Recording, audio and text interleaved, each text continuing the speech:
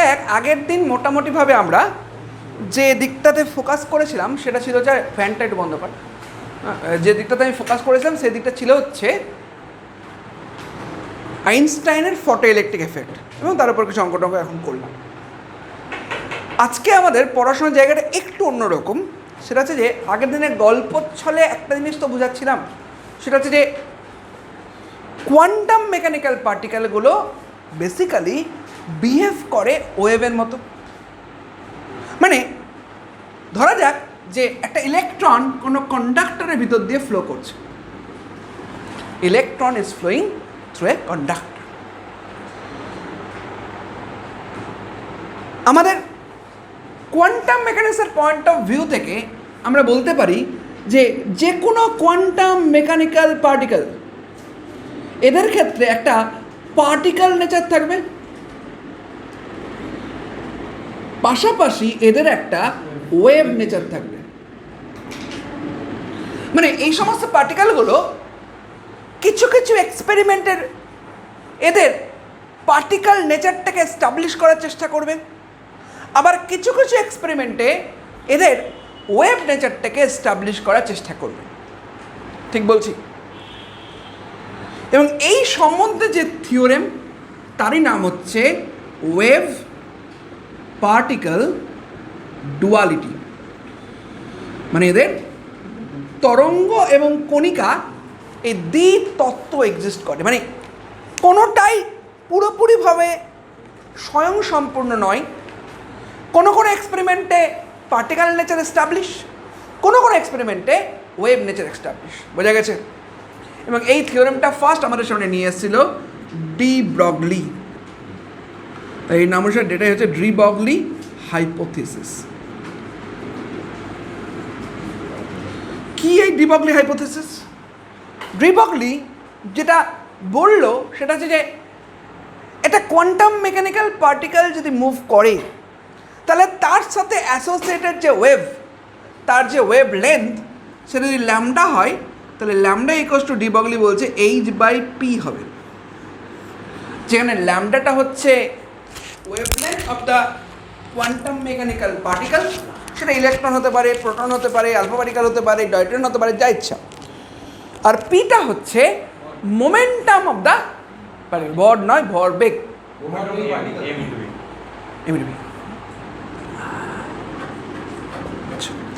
এবার লক্ষ্য কর এটাকে আমরা কীভাবে, তাহলে ল্যামডা ইকুয়ালস টু h/mv আকারে আমি বলতে পারি, আবার ল্যামডা ইকুয়ালস টু h/√2mek আকারে বলতে পারি। যখন যেটা দরকার তখন সেটাই করব। আবার ফর গ্যাসিয়াস সিস্টেম যেহেতু ইকে মানে কি গো, 3/2 কেটি না?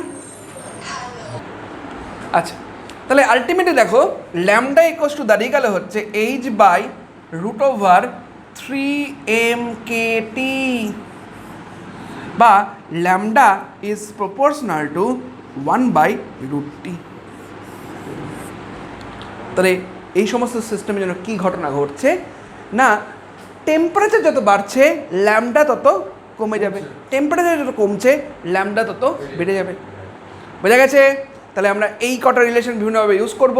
আচ্ছা, আরেকটা জিনিস হচ্ছে, তোরা আজকে হয়তো ওই বিভিন্ন জায়গাতে দেখবি আমরা E=hc/λ ইউজ করেছি। তোরা এটা কোনো শর্টকাট ফর্মুলা জানিস তো? আচ্ছা দেখ, এইচের মানটা কী বোঝাচ্ছিলি? 6.62 ইন্টু 10⁻34, তাহলে জুল সেকেন্ডে হবে, তাই তো? সিটা বোঝাচ্ছিল 3 ইন্টু 10⁸ মিটার পার সেকেন্ডে। ল্যামডাটা অ্যাংস্ট্রমে বেশিরভাগ থাকে, মানে 1 অ্যাংস্ট্রম ইকুয়ালস টু 10⁻10 মিটার। এই সমস্ত কাণ্ড কারখানা বসাবি তো, দিয়ে আলটিমেটলি এই সমস্ত ভ্যালুগুলো বসালে সব এসআইতে করলে এই এর মানটা জুলে আসবে। কিন্তু বেশিরভাগ ক্ষেত্রে অ্যান্সারগুলো থাকে ইলেকট্রন ভোল্টে, তাই আবার জুল থেকে তোমাকে ইলেকট্রন ভোল্টে কনভার্ট করতে হবে। কারণ 1 ইলেকট্রন ভোল্ট সমান কত হবে? 1.6 ইন্টু 10⁻−19 জুল, রাইট? এবার তুই যদি জুলে থাকিস তাই কি 1.6 × 10⁻19 দিয়ে ভাগ করতে হবে। বোঝা গেছে আমার কথাগুলো? কিন্তু এত কিছু না করে অ্যাপ্রক্সিমেশন একটা ইউজ করতে পারো, আমি ডাইরেক্টলি বলে দিচ্ছি সেটা। E=12400/λ। এটা আর কনভার্ট করবি না, হ্যাঁ ডাইরেক্টলি অ্যাংস্ট্রমেই বসাবি। তার অ্যাংস্ট্রমে থাকলো 7000, তার 7000 দিয়ে বসাবি, বুঝতে পারলি? আর এই রেজাল্টটা পুরোপুরি আসে হচ্ছে ইলেকট্রন ভোল্টে। এটা বেশ কিছু এমসিকিউ করার ক্ষেত্রে খুব তাড়াতাড়ি হেল্প করবে, ঠিক আছে? এটা ইউজ করতে পারিস, মানে বোর্ডের এক্সামে খুব একটা ইউজ করলেও কেউ কাটবে না, কিন্তু বোর্ডের এক্সামে স্যাররা চায় আর একটু অ্যাকুরেট, এটাতে একটু এদিক ওদিক আসে রেজাল্টটা, কিন্তু ইট ইজ মানে ভেরি ক্লোজ টু অ্যাকুরেট, বোঝা গেছে? একটা অ্যাপ্রক্সিমেশন আছে, বাট আচ্ছা এবার আমরা নেক্সট জায়গায় যাচ্ছি। এবার আমরা এটা পড়বো কী হচ্ছে আজকে এত করে পড়ছি না এটা,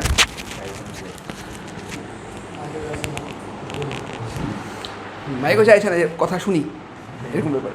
আচ্ছা এবার ঠিক আছে, বোঝা যাচ্ছে তো? শরীর খারাপ নেই আজকে, টায়ার্ড লাগছে। আচ্ছা এরপর আমরা যেটা আলোচনা করবো আজকে সেটা হচ্ছে স্পেশাল থিওরি অফ রিলেটিভিটি বা আইনস্টাইনের বিশেষ আপেক্ষিকতাবাদ তত্ত্ব। না, তোদের লেভেলে এটা বোঝানোর সাহস আমি দেখাবো না, কারণ এটা আমি কতখানি বুঝি সেটা আমিই জানি না, এটা সত্যি কথা। হ্যাঁ, কারণ এটা কেন বুঝি না, মানে কেন এগুলো নিয়ে বেশি কথা বলা এই লেভেলে ঠিক নয়, একটু বলে দিই। এই স্পেশাল থিওরি অফ রিলেটিভিটির যাবতীয় ক্যালকুলেশন লরেঞ্জ বলে একজন ম্যাথামেটিশিয়ানের করা, এবং আইনস্টাইন সেই থিওরিটাকে অ্যাডপ্ট করলো এবং কিছু কনসিডারেশন করে এই special theory of relativity establish করলো। কি হয় স্পেশাল থিওরি অফ রিলেটিভিটিতে? যখনই কোনো পার্টিকেল রিলেটিভ টু সি এর ভেলোসিটিতে চলে, মানে আলোর বেগের খুব কাছাকাছিতে চলে, মানে কোনো একটা পার্টিকেলের ভেলোসিটি ধর 0.5c বা 0.9c বা এরকম আর কি, তখন এই স্পেশাল থিওরি অফ রিলেটিভিটির জায়গাটা আমাদের সামনে আসে। সেখানে অনেকগুলো ঘটনার মাঝখানে তোমাদের যেটা নিয়ে আলোচনা করবো আমরা, সেটা হচ্ছে মাস ভ্যারিয়েশন। কীরকম মাস ভ্যারিয়েশন? আইনস্টাইন দেখিয়েছে, আমি আর ডিটেল থিওরির মধ্যে যাচ্ছি না। এম হচ্ছে mass of a system, mass of a particle equals to m0 by root over of 1 minus V square by C square, যেখানে এম হচ্ছে mass of the particle at velocity C. আচ্ছা, m0 হচ্ছে rest mass of the particle,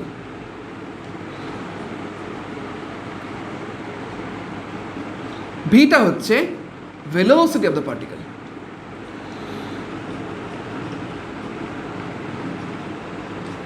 বুঝা গেছে?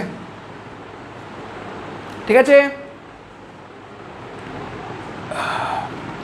এবার তোরা যে মাসগুলো পড়িস সেই সবগুলোই হচ্ছে রেস্ট মাস, মানে ইলেকট্রন রেস্ট মাস বা প্রোটনের রেস্ট মাস। দেখ, এগুলোর ভেলোসিটিও কিন্তু যথেষ্ট হাই, তাই এগুলোর ক্ষেত্রে রিলেটিভিটির জায়গাটা চলে আসে আস্তে আস্তে। এবার এটাকে যদি একটু আমি গুণটুন করি এই ইকুয়েশনটাকে, মানে এটা হচ্ছে ইকুয়েশন নাম্বার 1, এটাকে যদি গুণটুন করি তাহলে হয়তো এম স্কোয়ার ব্র্যাকেটে 1 minus V square by C square equals to m0 square না? দুদিকে যদি m c টু the 4 দিয়ে গুণ করে দিই তাহলে m square c to the 4 minus m square V square C square equals to m0 square c to the 4। বোঝা গেছে গো? তাহলে দেখো তো, আমি এখান থেকে লিখতে পারি, আমরা যদি জানি e equals to mc square, তাই আমরা লিখতে পারি দেখো তো E square equals to P square C square plus m0 square C to the 4, বা ই হয়ে গেল root over of P square C square plus m0 square C to the 4।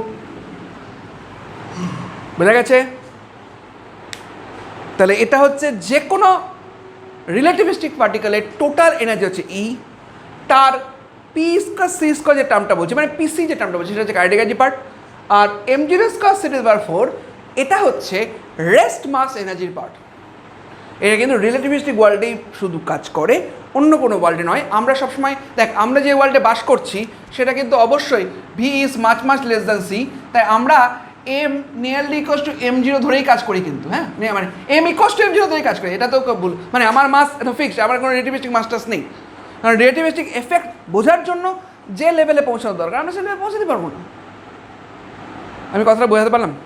But সমস্যা হলো ফর ফোটন, ফোটন কি গো? Photon মানে ultimate is light.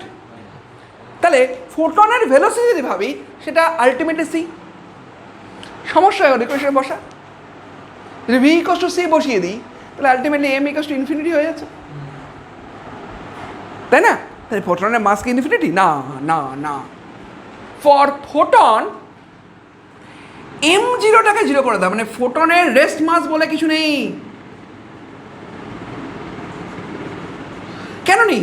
একটা কথা চিন্তা কর, ফোটন মানে লাইট। লাইটকে কি তুই আদেও জিরো ভেলোসিটিতে পাবি? সরি, হ্যাঁ মানে ওই আর কি, হ্যাঁ জিরো ভেলোসিটিতে পাবি। তাহলে কি জিরো ভেলোসিটিতে লাইট এক্সিস্টই করে না, তার রেস্ট মাস জিরো। তাহলে লাইটের ক্ষেত্রে এনার্জিটাকে আমরা কী করে বলবো? লাইটের ক্ষেত্রে আমরা এনার্জিটাকে বলবো, দেখো এম জিরোকে যদি জিরো বসিয়ে দাও তাহলে এই ইকুয়েশনে ই ইকুয়ালস টু পিসি বসাবো না গো, বা P equals to E by C বসাবো না? বুঝতে পারলাম?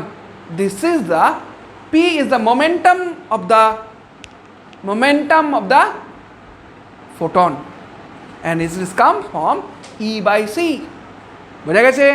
আবার এই মাত্রটা পড়লাম না, equals to H nu for photon, equals to H nu না? তাহলে এইচ নিউ বাই সি হয়ে গেল। This is momentum of photon, rest mass of the photon. এটা ছিল কেন এম জিরো যদি জিরো বসিয়ে দিই ই ইকুয়ালস টু পিসি আসবে না ওই ইকুয়েশনটাতে? This is all about photon. But তোদের ফোটনের আরও কিছু প্রপার্টি এগুলো নিয়ে আলোচনা করা আছে, এটা দেখবি। আর লাস্ট আরেকটা কথা বলে শেষ করি, তোদের যদি বই দেখিস একটা এক্সপেরিমেন্ট আছে যার নাম হচ্ছে ডেভিসেন জার্মার এক্সপেরিমেন্ট। এক্সপেরিমেন্ট সম্বন্ধে অত ডিটেল পড়ার দরকার নেই, কারণ বাট এক্সপেরিমেন্টের মেন কথাটা নিয়ে একটু আলোচনা করে দিই আমরা। হ্যাঁ দেখো কথাটা হচ্ছে এরকম যে ডেভিসেন জার্মার এক্সপেরিমেন্ট হচ্ছে first experiment which can prove the wave nature of electron. কি করা হচ্ছে ওখানে? ইলেকট্রনের ওয়েভ নেচার ফার্স্ট এস্টাবলিশ হয় ডেভিসেন জার্মার এক্সপেরিমেন্টের মাধ্যমে। ওখানে এটা করা হচ্ছে লাইটের, যখন আমরা লাইটের ওয়েভ থিওরি পড়বো তখন দেখবি লাইটের ডিফ্র্যাকশন হয়, লাইটের অপবর্তন হয়। লাইটের অনেকগুলো এফেক্ট হয়, অপবর্তন, সমাবর্তন, ব্যতিচার পড়েছিস 11-এ, ইন্টারফারেন্স অফ সাউন্ড পড়েছিস না? এই ঘটনাগুলো দেখা যাচ্ছে ইলেকট্রনের ক্ষেত্রেও প্রযোজ্য। আমরা যখন ইলেকট্রনের দুটো ইলেকট্রন বা একাধিক ইলেকট্রনের ইন্টারফারেন্স বা ডিফ্র্যাকশন প্যাটার্ন দেখার চেষ্টা করছি, তখন দেখা যাচ্ছে ওয়েভে যেরকম টাইপের প্রপার্টি পাওয়া দরকার, মানে একটা দুটো ওয়েভের সুপার ইম্পোজের ফলে যেরকম প্রপার্টি পাওয়া যায় থিওরিটিক্যালি, দুটো বা ততোধিক ইলেকট্রনের সুপার ইম্পোজের ফলে সেম টাইপের পাওয়া যাচ্ছে, ওয়েভ নেচার পাওয়া যাচ্ছে। এবং এই experiment Davisson Germer experiment first prove করে ইলেকট্রন ইজ আ ওয়েভ। বোঝা গেছে? এটা একটু দেখে নিস তোরা। বোঝা গেছে? তাহলে আজকে এই পর্যন্তই থাকবে। হ্যাঁ।